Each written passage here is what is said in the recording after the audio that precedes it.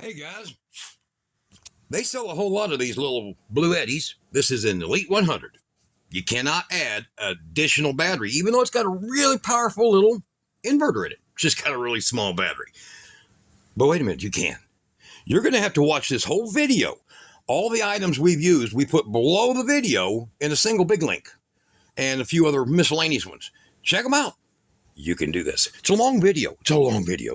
But it's very detailed on how we did this, and it does this.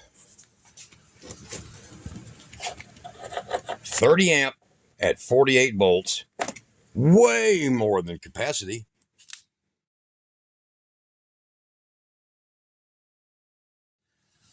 That it's designed to need. Power through. Right here.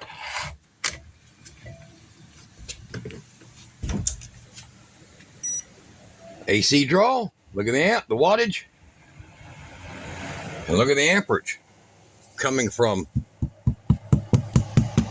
this battery, 2180 watt hour to go along with the 1024 watt hour. That's almost max pull. It'll pull 17 amps total. This is good for 30 plus 35 peak. Stay tuned. I'm going to show you from the opening, the discussion, how it's done, how to do it safely, how to cut and install, everything. You got to watch the whole video. Parts are below the video, and I'll be right back. Hey guys, we are back in the shop, and we're going to be doing to this what we done to that, to that. Go look at the videos. Subscribe. We're going to be doing it. We're going to add additional battery. We're going to discover what's its voltage in its battery. We're going to discover how to connect to it and what to use. Now, this is the BLUETTI Elite 100.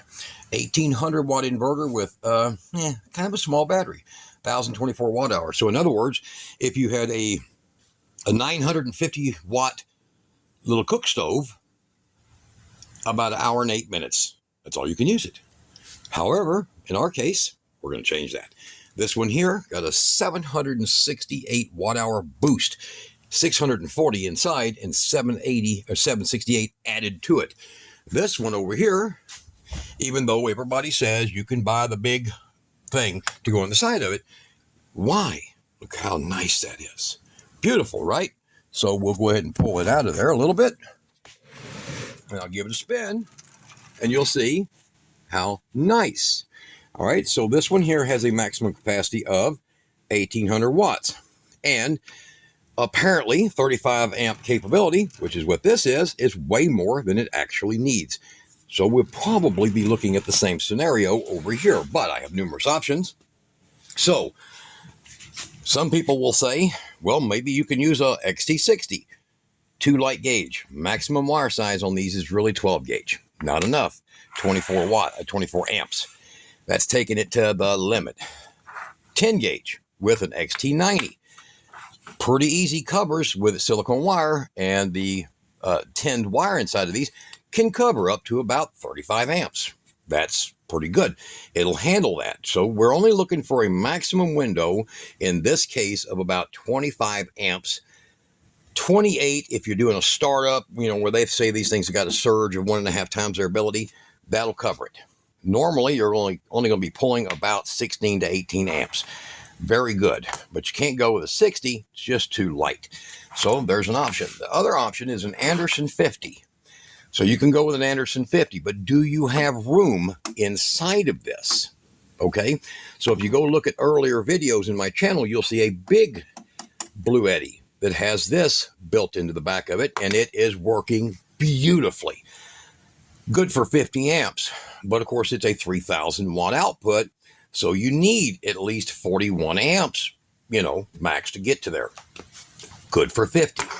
This is good for 60. Now this is your standard through the wall, or what would be called firewall bulkhead terminals.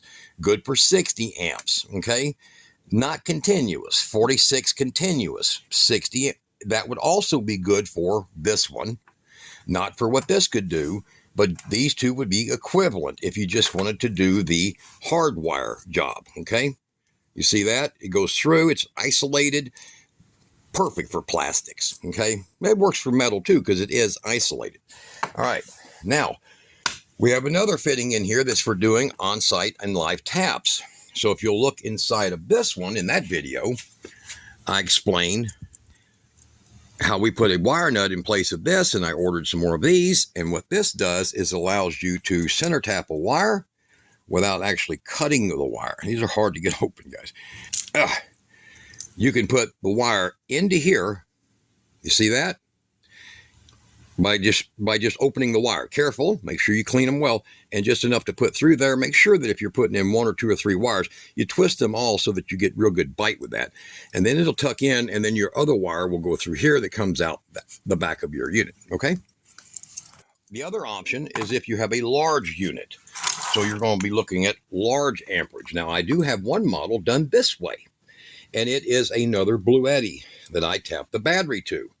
Did they sell battery connectors to these? Yeah, with a bunch of little fine wires in them and all that, that your computer inside these things don't like you altering. And you can always spend $100 to buy one of those and alter it if you like. This is $10. This is $5. This is, I think it's like $10 for a 10-pack of these, good for 8 gauge. Which is way more than you need for these kind of jobs. This is right here, a kit, like $5, about $2, and this is about $3. Or you can spend $100. It's up to you. Now, this is when you're just going to go straight through the wall serious, and you're going to hook up more than one battery. So say you're going to hook up 4 batteries, 4 48-volt batteries to something like this. Well, of course, this is what you're looking at. And we have one with that to it also. Look in the channel, you'll see more videos on altering these power stations without using their factory cords or their factory junk and their proprietary stuff. And you will be able to put a 100 amp hour battery instead of the, I think, 41 to 44 amp hour. Depends on which one you get. I know. Actually, some are 36 amp hour. You could put a 100 amp hour for the same price that you'd be putting a 1/3 the size battery that's branded. Now, logic, 3 times longer runtime for the same money? All right, it's your choice. Now, over here we have, you'll see it in another video on the channel. This is the Buck Boost that is a sweep power. Hold on, let me see if I can shadow that in. And it's so bright. So it is a output voltage of 0 to 50 volts. It is output current of 0 to 60 in amperage, and you can adjust all the parameters. And I have a video on that. Look on the channel. It's a recent video. It shows you this doing powering, charging all kinds of power stations. Now, to get started, you're going to have to first power up your unit, and you're going to drain it down at least to 5% or less.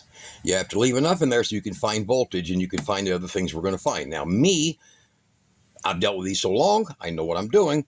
But if you're new at this, you want to take that down to at least 5% or less. We're looking at, most likely, due to the capacity of this, is we're going to go ahead and look at these 2 options here. Right here. We can put in an ANL60 fuse if we want to.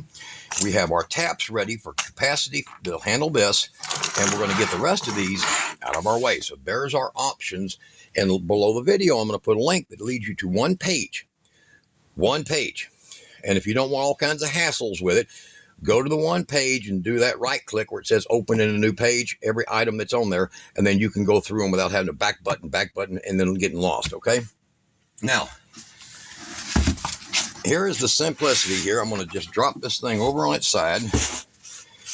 This is the BLUETTI Elite 100. The other models are similar. This has screws underneath here, here, here, and here. The pads do not have screws under them, so we're going to go ahead, and you're going to need a long screwdriver. You can do it manually with a very long screwdriver, and I'm talking long one, probably 5.5, okay?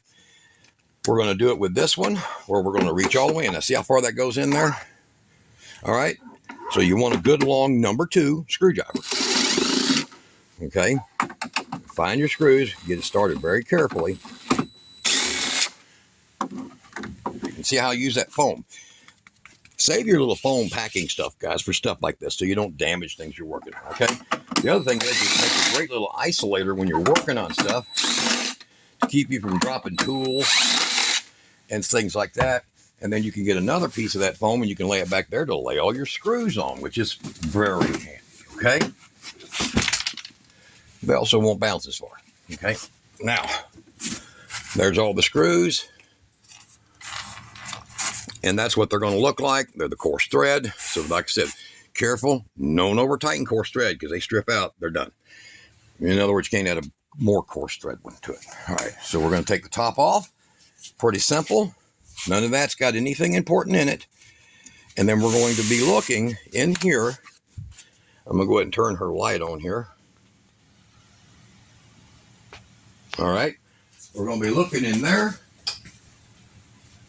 for where to find our voltage. All right, so the battery is going to come up and it's going to hit something called a BMS. So you have your cells in the bottom down here and all your cells, and they go through a BMS. This is typically something that'll be like a board like this one right here. This unit has nicely for us labeled everything for us. This one, as I showed in a previous video, it's on the channel. I opened this one up to see if it worked because we bought it at a, what do they call that? Lost in the mail? Lost and found type thing. Lost shipping warehouse sale. Yeah. Okay. So pretty new unit. Apparently had not been used, or it had been sent and repaired. And we got it for like 50 bucks. Okay. So we're going to go in here. You're going to see inside of here, you see battery negative, battery plus. Here's a large bus. Now, this is the dead giveaway. Is that the real battery power? Now, you'll notice it by the larger plate bus right here. You see that? Now, that bus is also going straight back to your inverter and it going down to your BMS that's right here. This is your BMS. See the shunt? That is a shunt, so it can read the current flow, the amperage that's going through it. This is your BMS, your battery control. Now, you'll see over here, look at this plate here. This is some of the dead giveaways. That plate is going to, I believe it's going to be, we'll look at this meter too here. I believe that's going to be your negative side. Yep, that's your negative side. Okay.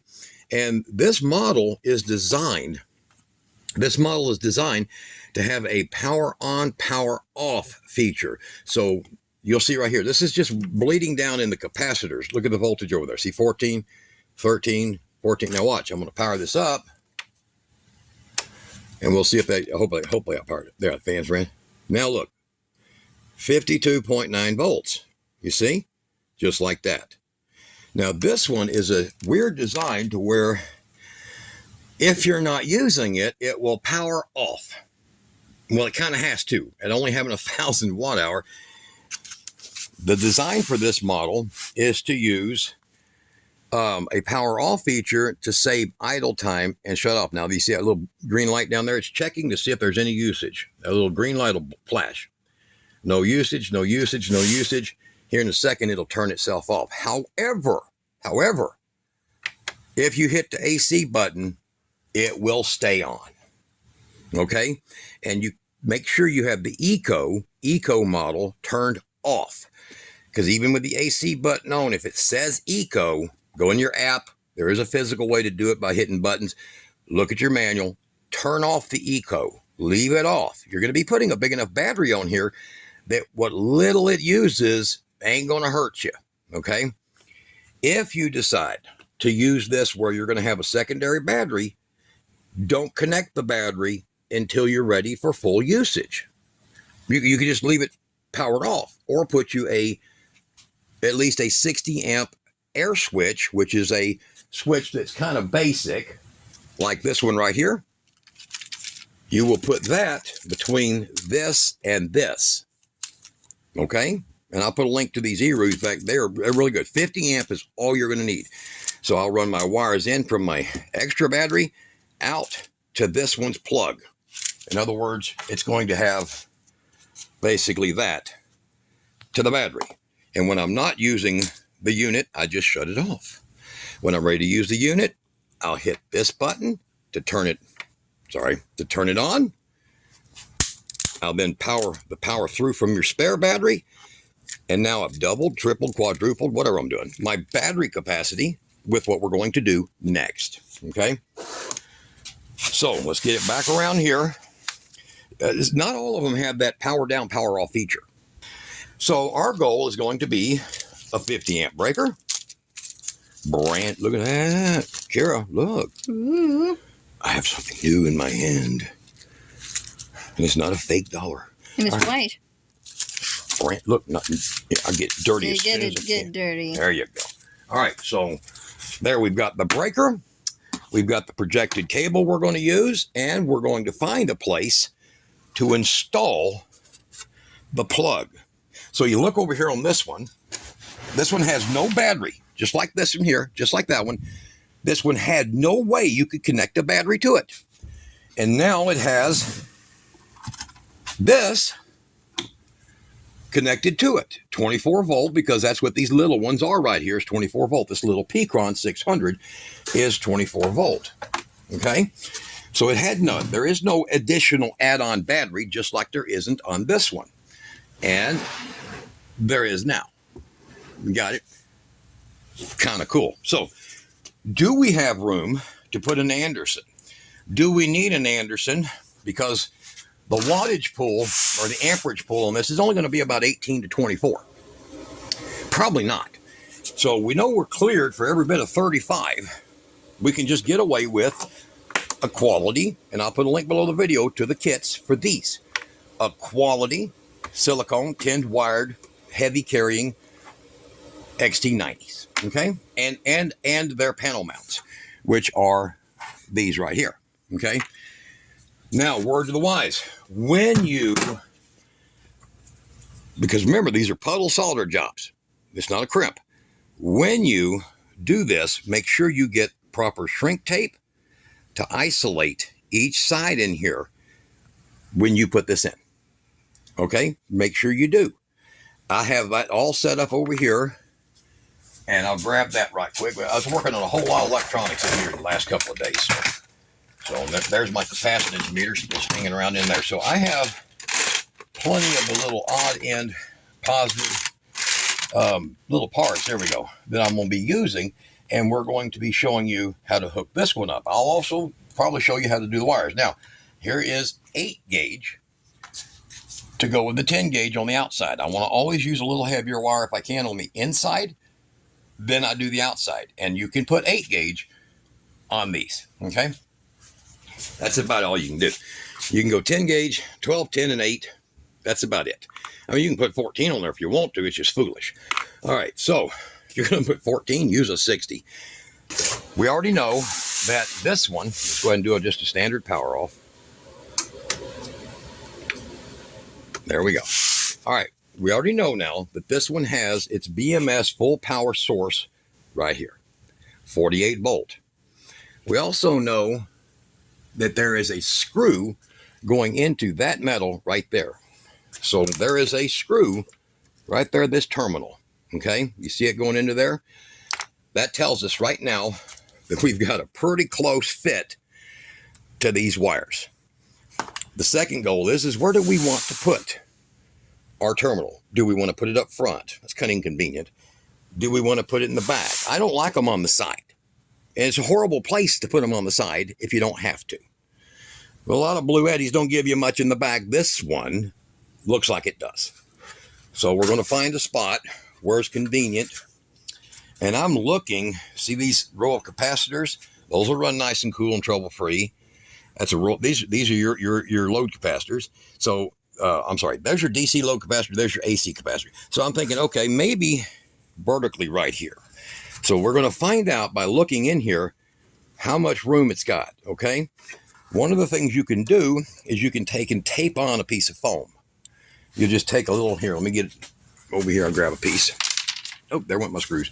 All right, you can tape on a piece of foam. So if you're worried about will it fit, one of the main things you want to make sure you do, give yourself a little bit of extra space because you got your wires and all that other stuff. So let's see. If that is protruding through the cabinet, how much does it take up in there, right? Where's it going to go? I'm going to take a little piece of foam like this, and I'm going to just take it, and you can even take a little something, tab on it, and stick it on there. And I'm going to lower this over again, and if it knocks it off, well, it ain't going to fit there well, is it? So we're going to look for other places at that point. Will it work better over here? That's a long run of wire, but it's got that plastic. It's nice and safe coming out over here. Is it going to be more room near the fans than it would be? Or will it be nice down here? Well, I don't want to eat into my label because I need that data later, right? Well, maybe I want to eat into it right about there. How about that? Doesn't that look like a pretty nice place? See? That little space up in there, that's pretty good, but I don't know. That's pretty close to them battery cells. See the battery cell right there? Yeah, I want to get that back for them. See them cells? That's pretty close to them cells right there. But look over here. My whole finger in there, see? That's pretty open, isn't it? And then even on this side, all I've really got is these fans. I got this nice little protective plastic. The wires will go right up over and tap right there. Hey, guess what? There's my spot. Okay. Now, I'm going to grab a marker, and I'm going to lay this out, and we'll be right back, and I'll show you how we get it put in there. All right, so what I have figured out we do is we're going to put it a vertical, so it's going to mount like this. Now, make a note for yourself. The square side of these are positive, and the rounded off side there are the negative side generally in every one of these. Now, people do sometimes do them backwards, but as you'll see there's a square, you see. Now, so we're looking to get a hole big enough for this to fit as a panel mount, which will be like that. So it'll look more like, let's see here, more like this version, like this one over here. Okay, so it'll be a nice flush panel mount.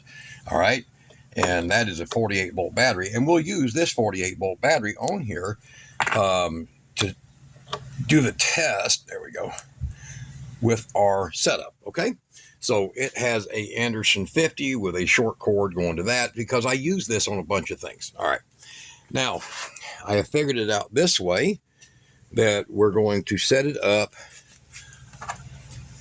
for this to be embedded in here. Now I want the negative down because if you'll look over here, that is a metal plate right here. I don't know if that's going to carry a negative when it's hot or a positive. They can be different. But here's a plastic fan body. Here's a plastic shroud right here.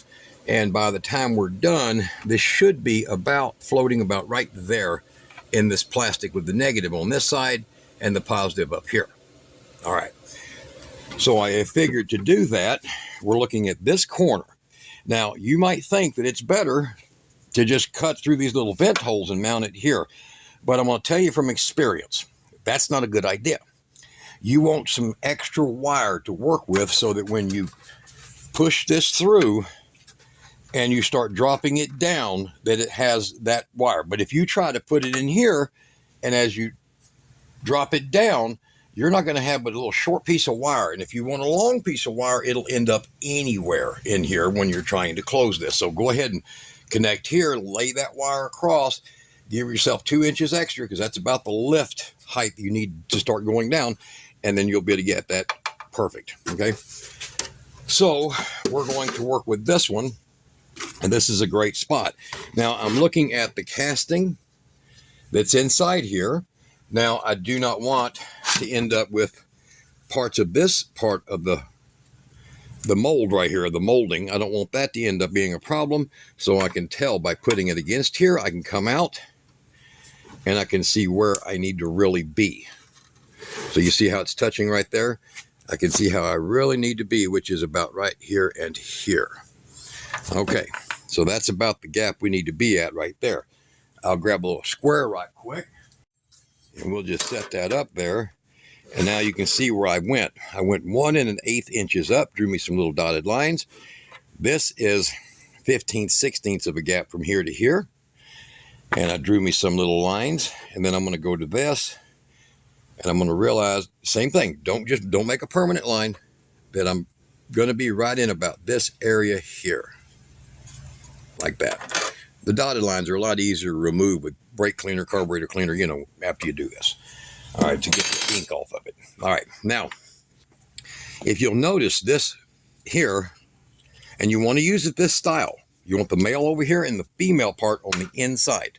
You want that on the inside. And you want to use a male part plug to connect to your extra battery, you see? Now, in this case, you're going to be like, well, how am I going to lay that there and draw that out? Well, it's real easy.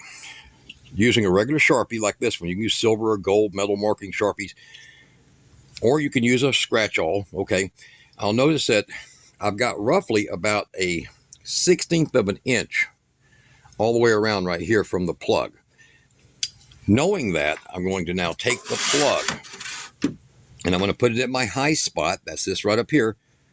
And I'm going to come down just enough where I give it some space. And then I'm going to just draw around that. Hold it well so you don't make extra marks you don't need. You get to be a real pain in the butt. Okay. And then that is actually, like extra marks you don't need, that is actually your drill spots. Now, people are like, drill spot? Yeah, I'm going to do this. Now, I normally will do this with a different tool, but I'm realizing that a lot of people ain't going to have some of these specialty tools, like this right here. It's a nibbler. It cuts plastic great, okay? I did put this below the video in the other video where you can get one of these, okay? And guys who get them, they'll love them. Now, so knowing that that marker width is probably going to put me where I need to be for this outer right here, I'm going to drill down the dead center of that line. Start with my 4 corners. And it's okay if you're a little smaller. That's not a big deal because you can take a standard little square file like this and enlarge it enough. Do not drill to the outside of that line you made like I just did. Well, I haven't drilled outside of it, but don't drill outside of the line I made. You're going to make little tiny pilot holes, and you make one, imagine one, skip. Next, do it again, skip. Do it again. Now, when you get down to this weird little angle that it's at, you're going to find your little corners, right? Those are your corners, and you're going to do them first. So I want to do them first. And then I'll start doing very slow and careful. I'll start filling in my little spots in between. Now, eventually, this is a 1 millimeter bit. So I'll literally be taking these and I'll be drilling them one after another like that. And it's okay if they're not perfect, just as long as they stay where you can tell that that's going to be, it's not going to be big enough when you're done for it to actually fit the item into, because you need to be able to finish it out. You don't want all them little drill notches, do you? So you want to be able to finish it out nice, clean finish. Over here to that corner. So that more mimics that shape right there. That shape right there. Then I'm going to go over here. I'm going to do this one's corner. Now there's not a chance that that's going to fit right. And the reason I do this where I make a gap is because it's a little easier to hit in the center of that than it is trying to go one after another, because most all people will actually get off course doing that. So if you just keep yourself a dot to dot you can follow, you stay in good shape. Now I can start filling in the missing spaces there, see? And the cool part is you got to be sure the reason you're going to drill all these like this is because you're going to start drilling at an angle here pretty quick. Like that. Now, I'll do this as quick as I can to get to it. So any of them that are big enough for my whole drill bit to fit, I go ahead and drill them. And this makes it an easy way for you to alter into plastic. Now watch this. I'll take this drill bit and just go at an angle just like that.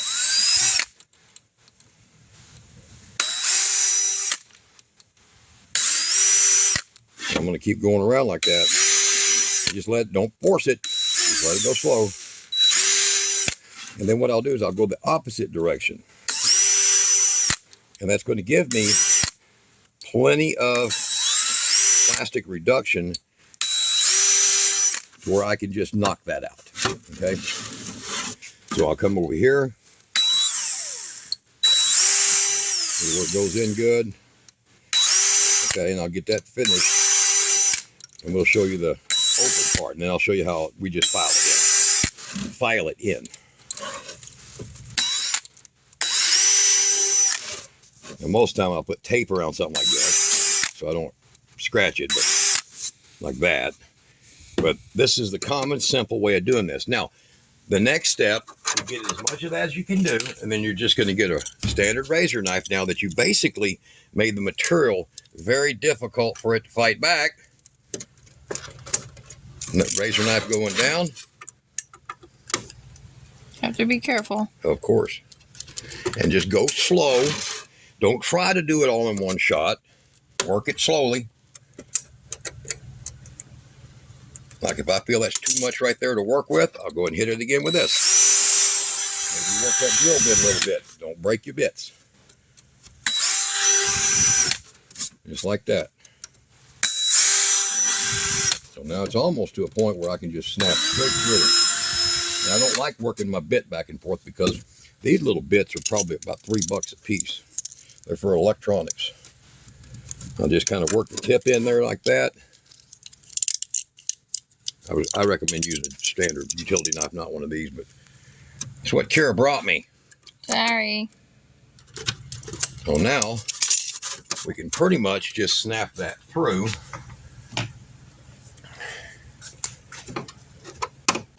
Feel to see if it's weak. Not yet. Looks like I got a little more here yet. But this is how you get it all cut out, okay? And somebody tell me, it says, man, I like it when you make a longer video. Like, I don't. A lot of people don't get it. Oh, hell. Okay. Watch my hands. See where my hand's at? See that? Yeah. Watch where you put your hands at, guys. You don't want your hands all cut up like mine. Because I can't understand why mine ended up like that. Me neither. Doesn't make any sense. Nope. There. Now, you will quickly see that. Go from the top. It ain't going to fit. But that's the purpose of the files.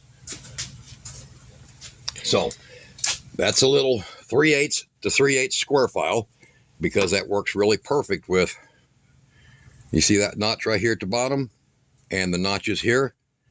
It's a 3/8 progressive. So, see that?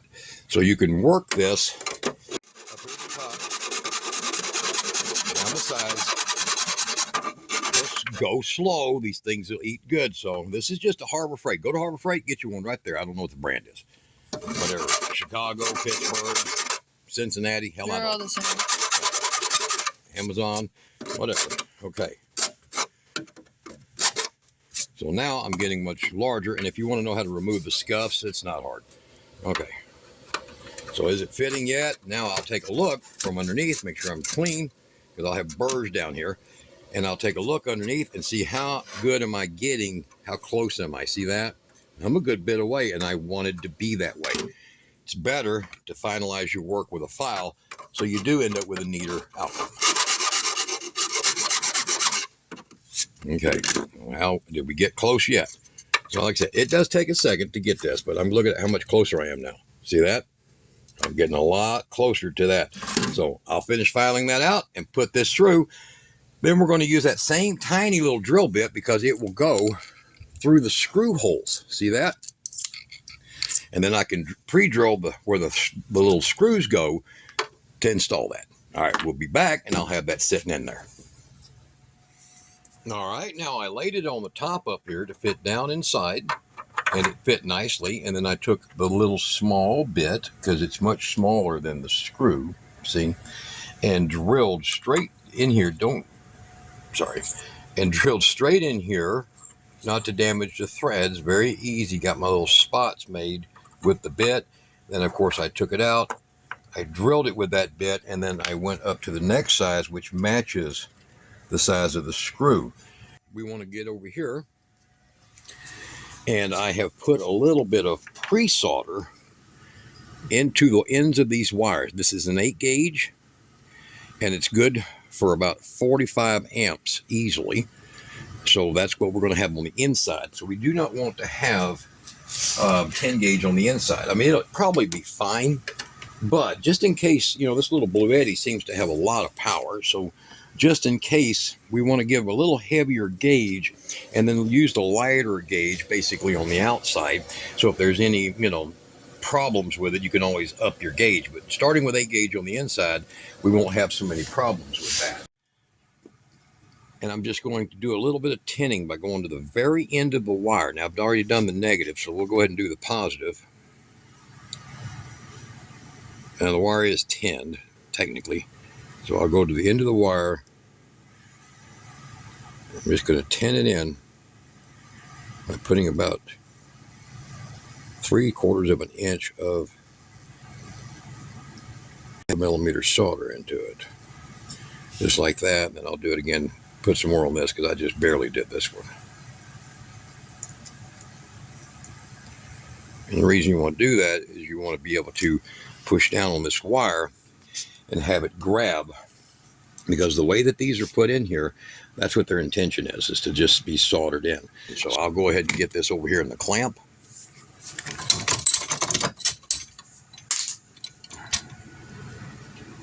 So I can get that soldered in. I recommend you do it this way. It's a lot smarter to do it. Oops.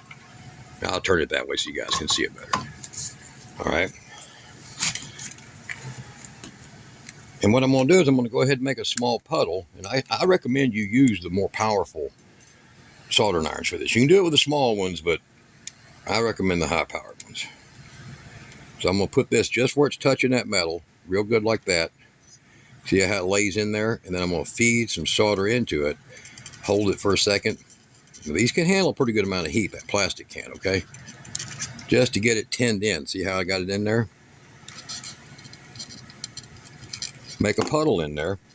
And then I will take my negative wire and I'm going to bring this thing right over here like this. And I'm going to set it right on top. And I'm going to just hold it until it pushes down in there.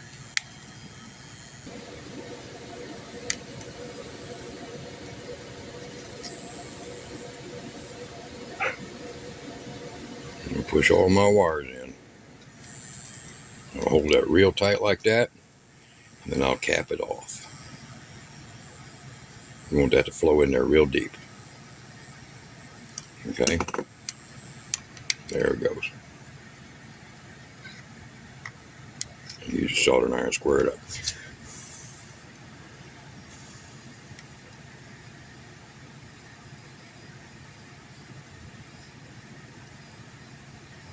All right, and then what we're going to do is we're going to do the positive that way, and then I've put shrink tape on the end here, shrink tube on the end here, which I will put up around that before we get it over there to put it in. So we'll be right back, and I'll have them two set up. All right, I've got my pieces on my shrink tape, and I've given it a little bit of bend to where it's going to have to kind of curve up, and be sure you look at yours that way so you can see what you're working with. And to get the length I want, I'm going to go ahead and kind of take a look at what I'm dealing with here, and I can gauge it to where it's going to be about here. And remember, that way I can still lift the lid off. So I'm going to be right in here. I would take it around, let's say do a little back loop and give myself a little extra space right there. And we're going to go ahead and cut them about right in here. So I got plenty to work with here, and this will all just lay up top like that. So we'll go ahead and cut these, and I'll put terminals on them that we're going to connect to these screws. All right, guys, I done figured out by putting it in from underneath. Could be just mine, but I twisted the wires as best I could, but I was still putting too much pressure on that fan. So what I'm going to do is I'm going to do an outward insert right here, where it's going to be inserted down like this on the outside. The same outer fitting as the flush mount. It'll all fit the same, just like you've seen on, I don't know, I think it's this one over here. So we're going to take it over here to the vise, and I'm going to put a drift in it right here, a punch, and I'm going to knock that out. The nut that's in there, I'm going to go ahead and knock it out. And then we're going to give it a little taper with a drill bit so that I can just put a coarse regular coarse bit in it. So I'll take my hand here and just twist it and clean that out so that the screws go down in there. And they'll go down in there a lot better that way. It's a little taper, pretty good. Well, I cracked that. A little taper on it like that. And then I'm just going to drop the wires in through the top. So, kind of the same thing, except probably a little less trouble now. Okay? So, oops. Yeah, negative at the bottom. I want the negative at the bottom because it's away from anything in here. And then I'll put that on there. Probably use that driver for it. And then we'll just drive them down in there. So I just have a coarse thread similar to the screws that are in it. And I enlarged the hole just a little bit more so that these screws would still bite well and go all the way down. So now we have a installed terminal XT90 into the body of this. And it's not very much right there, but it does give me an additional full 1/4 of an inch plus of extra play, which we really needed. Because, I mean, I was really, if you see this little slight bending again, I was pushing hard on that to try to pre-fit it. And I'm like, that ain't cool. Look at that, pop that right there with that drill bit. It didn't hurt it, though. All right, not much anyhow. All right, so we got this now. And we're going to just group the wires in like that and then do another test fit. I get to do this one live for them right here. Oh, yeah, that's a lot better. See, that's going to be a lot better. Then we'll have it to where we can connect it to here and still get it to drop down like we want to. So I'm going to get a little bit of a pre-bend in those so that they're already aimed away from the side wall over here, and we'll get them installed. Now, this is not that difficult, because if you leave this off, even if you still have power in the battery, if you leave it off, it is off. It does take probably about 20 minutes to drain all power off of it. And so here we go, battery positive, negative. Here we go, right here on the terminals, totally off. Okay, now I'll hit the power button over here, which will make me have to wait 10 minutes before I can do the rest of the video, but you need to know this. Watch the voltage come up. 52 volts, lithium iron phosphate voltage, perfect. And you see a little green light down there blinking, or on. That's active. Now, if I turn it off, see it off? It'll take a few minutes. Oh, here, let me show them. It's going to bleed down.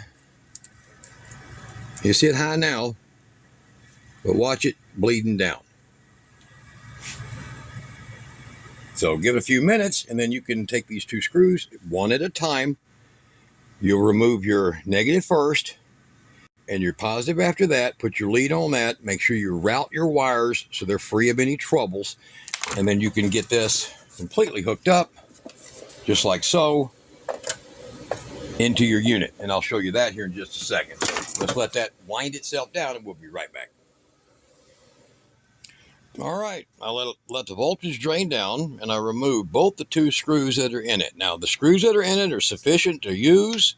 If you want to use them, you want to make sure that you get a number 4 terminal. So it'll be 8 gauge or 10. If you use 10 gauge by a number 4 hole, or I guess you would call that a 3/16. Okay, you want to make sure you get one that's that size. Now, in my case, I'm using I think it's a 6, but it'll work fine because I'm using a cap screw on mine.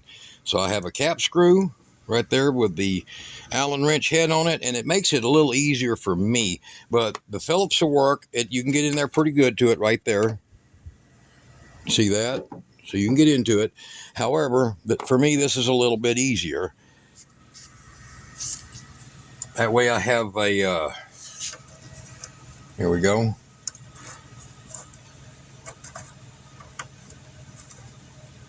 I don't have to go find a different terminal, okay? So the terminal I use has a little bit bigger hole, and by the time I would have put a wider washer on this screw, it just wouldn't have done it. So there we go. Now I will tighten that up, both of them, crank them really tight, and now they're in here. I'll turn that one a little more that way. Now they're in perfect. I'll get these parts moved out of the way, but yeah, those screws are fine as long as you get a 3/16 hole, terminal hole that's on there by 8 gauge or 10 gauge, and you'll be fine. So I'm going to save them and put them over in my little collection. And now we have it built in. So this will lay up in here. It's not going to be bothered by any of this. It'll be laying up in here just like that. And get that little push. Make sure that's down out of the way. And remember, use silicone wire. That way it will be safer closed up in here. And now we are sealed up. I'm going to put the screws in it. Let's see, make sure everything lines up here. I have to check everything. So if I'm off a little bit, I'll hear, like right here, I'm off a little bit. I'll have to make sure I can get that centered and down. Okay. So it's just this front of the screen right here I got to work over. So it's just a matter of finishing off the screws in it, and we'll be getting that here in just a second. All right. Slowly get all those screws in. Make sure you got no pinch spots. And all 6 are in. Now we'll flip it back over. It's so tiny. And we'll take a look at the finished product right there. Now, I could shave off these 2 little ears on there if I want to, and it look fine. But what we've got now is we have power back here. So I'm going to turn it on, and you watch. It comes on right there. And then we're going to get this, and I'll show you. I've got negative on the bottom and positive on the top. 52.9 right there. Okay. Now, while we've been doing the video, I have been getting this battery 100% charged. See that? 54.9. 100% charged with this one. So I can disconnect it and connect it to this one. However, when you do this, as I hope you go watch the other videos, because if I miss something, man, you'll pick it up on those. All right. This one's only at 59%. Now, here's the rule of thumb. You can, now I did this one live, but I don't recommend you have to, but I'm going to charge this one now to 100%. That battery is at 100%, this little battery right here. So I can just unplug it. Boom. It's at 100%. I can get all these little weird adapters off of here. Throw them back there. And this battery now is ready. It is ready to go over here. Now I can also set this. You don't have to use this kind of plastic case. This is just a battery from a large All Powers 2000 or 2500. Yeah. That's smoked, and they sent it to me to repair. It wasn't repairable. So this unit now I need to bring to 100% to equal the voltage and the full charge condition of this one, which we will do now because this unit never had an extra battery terminal. And let me show you what happens. I'm going to get I'll get an amp meter. I'm going to show you what happens. I'm only going to do this for just a second. But you're going to see, because this one here is a much higher voltage, it's going to try to send power to this one because it is at a lower. Now, that's not healthy for the wiring or the BMS that's in it, but I'm going to do it just so you guys can see it. Because I get people's questions like, why are you getting, you know, there was no point in doing that if I can just show you, okay? So, the reason you want to do it, I'm going to explain, and the video's long, but it's going to be so you don't hurt yourself and you get something done that works. Okay, so I'm going to show you that. There's the plug-in on it. Watch the meter right there. It's going to light up because it's going to start pulling power from that one.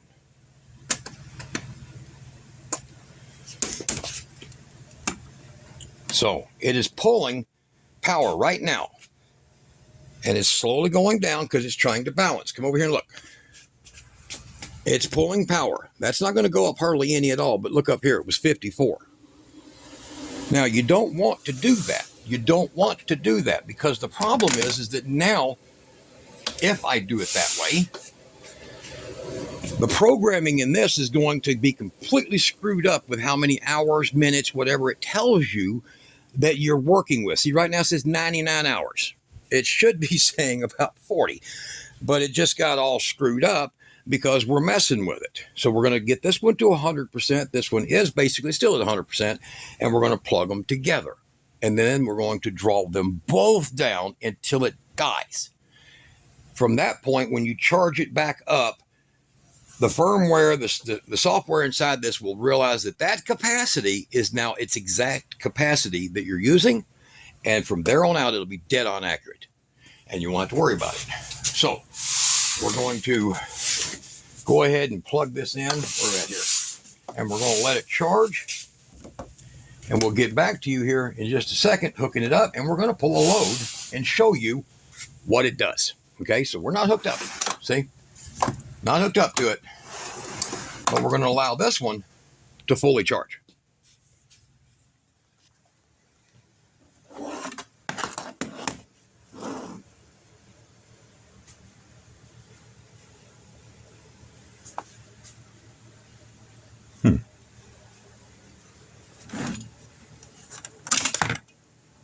All right. 100%. 100%. Special, beautiful little cord. All right. Here's what we've got.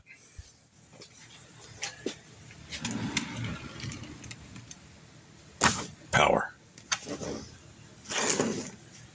Input.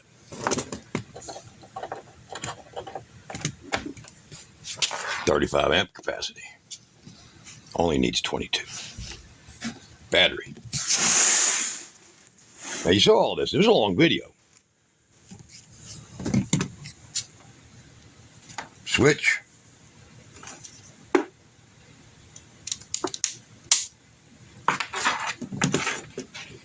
Unidirectional.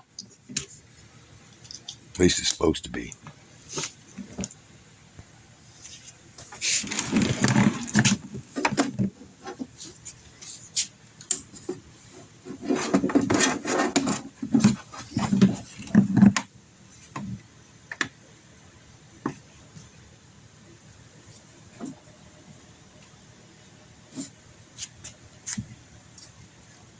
Power.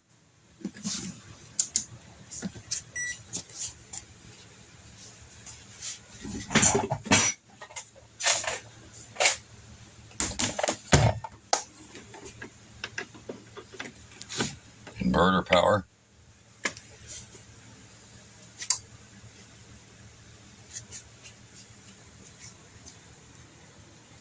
Heater.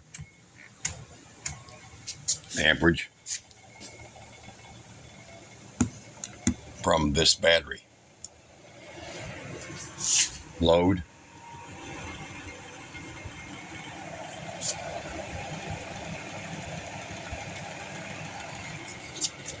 Amperage.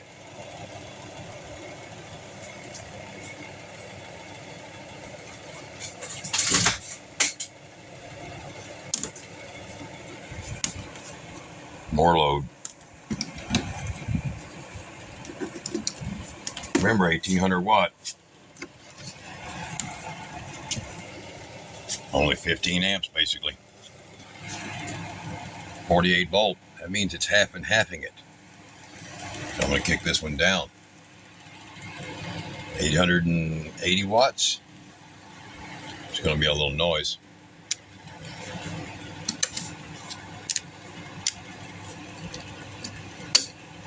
There we go. Oh, I think this one's quit again.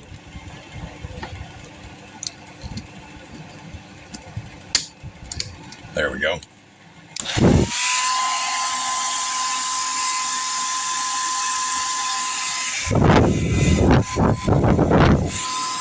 Amperage.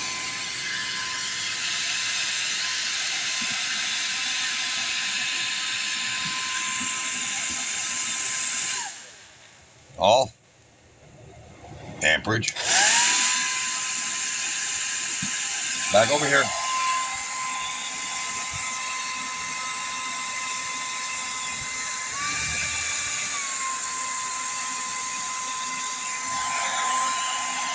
Let's kill it. Watts. Still trying to do it. It's trying to do it. It shut off. Well, just ran a 2400 watt load without even showing it. Ran this heater on full and this on full. And it did it. AC off. AC back on. There we go. Amperage.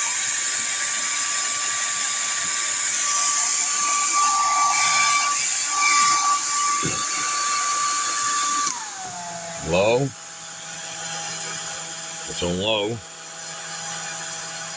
Heater. Heaters are coming on.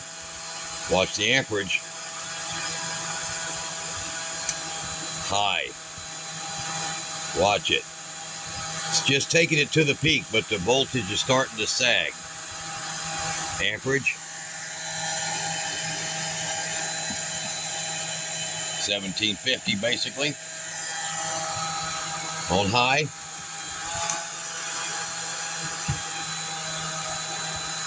Little button makes it shut off underneath it.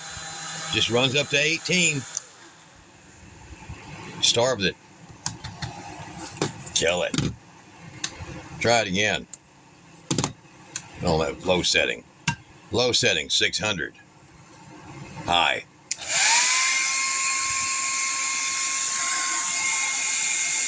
Unique unit. It is now. Very unique. Amperage. Dang. Self-balancing. See that minus mark? Yeah. Just a little bitty microamp right there, and that's it. Any heat? Nope. Nice and cool. No heat. It's capable of 35 amps. Continuous 30. Did we succeed? Yeah, we did. All right, guys. I think it was excited. Wow. Get you a 50 amp battery. I'll put a link below the video for a cheap one, a good one. They're decent without a bunch of crap on it. You want one that don't have a whole lot of electronics, apps, Bluetooth controls.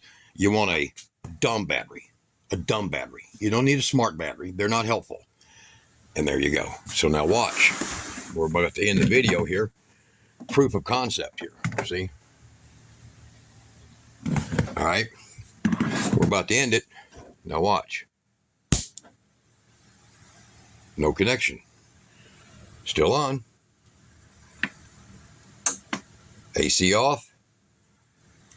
Power back on. See? Straight through.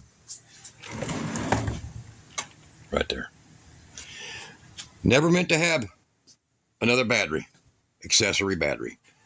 That is twice as much as what that came with. Now I have 3 times as much, and this was a salvage battery. And you can get a 50 amp, bigger than this one, to put this on. The Eco-Worthy, I'll put a link to it below the video. All right. A lot of links for you down there for items you need. Y'all be good.